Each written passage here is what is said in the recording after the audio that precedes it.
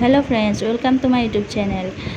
रेस्टुरेंटर निचिना सब्जी घरते बनाई खाओ নহয় জানো। আহকচোন এবাৰ এই ৰেচিপিটো ট্ৰাই কৰি চাওঁ। এতিয়া মই লৈছোঁ পটল আৰু আলুৰ এখন সুন্দৰ ৰেচিপি, যিটো মই খাই খুব ভাল পালোঁ আৰু আপোনালোকে বা কেনে পায়। পটলখিনি দেখিছেনে, গুল গুলকৈ এনেদৰে কাটি ল'ম।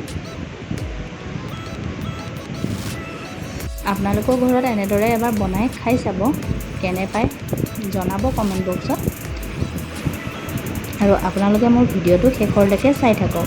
আৰু যদি ভিডিঅ'টো চাই ভাল পায় তেতিয়াহ'লে লাইক, কমেণ্ট, শ্বেয়াৰ আৰু ছাবস্ক্ৰাইব কৰি দিব। আৰু কাষতে থকা বেল আইকনটো টিপিবলৈ নাপাহৰিব, কাৰণ বেল আইকনটো টিপিলেহে তেতিয়া মই আকৌ দিয়া নতুন ভিডিঅ'ৰ ন'টিফিকেশ্যন আপোনালোকে সোনকালে পাই যাব। ব'লক তেতিয়াহ'লে ভিডিঅ'টো এতিয়া আৰম্ভ কৰোঁ নহয় জানো। এয়া পটল কাটি ল'লোঁ আৰু মই আলু দুটা লৈছোঁ।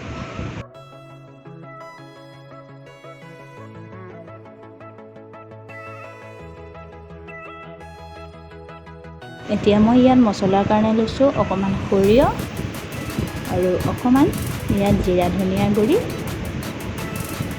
আৰু তাতে কেইফুটামান নহৰু, শুকান জলকীয়া আৰু এটা গোটা পিঁয়াজ। এতিয়া মই এইখিনি গোটেইখিনি ভালদৰে পিচি লৈছোঁ। এয়া মোৰ পিচা হৈ গৈছে আৰু এটা পিঁয়াজ তেলত দিবৰ কাৰণে মিহিকৈ কাটি লৈছোঁ। এয়া কেৰাহীটো গৰম হোৱাত এতিয়া মই তাত মিঠাতেল দিলোঁ আৰু তেলখিনি গৰম হোৱাৰ লগে লগে মই এতিয়া পটলখিনি ফ্ৰাই কৰি ল'ম ৰঙাকৈ।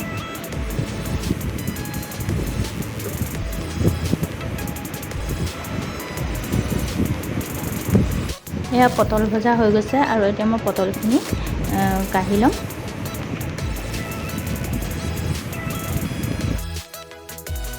এতিয়া মই তেলত শুকান জলকীয়া দিলোঁ, দুটা শুকান জলকীয়া ভাঙি দিছোঁ আৰু তাতে কাটি থোৱা পিঁয়াজখিনিও দি দিছোঁ। পিঁয়াজখিনি অকণমান ভজাৰ লগে লগে আলুখিনিও দিলোঁ। আলুখিনি ৰঙাকৈ ভাজি ল'ম।